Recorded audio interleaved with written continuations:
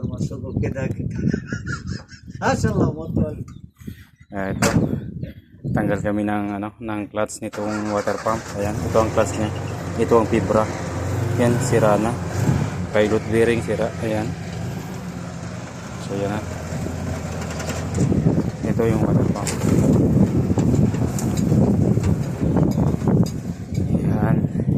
So isasakay namin ito sa sasakyan para maayos sa shop.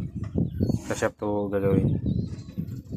Kasi pag dito walang kumpletong gamit, tapos ito magpapalit nito, itong fibra papalitan yan.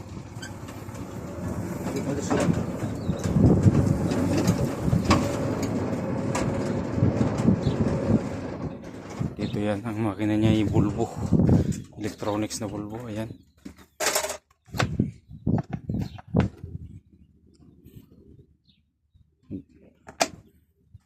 Ayan na.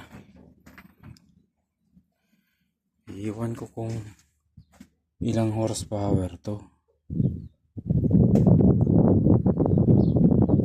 Ano nakalakay? So yan.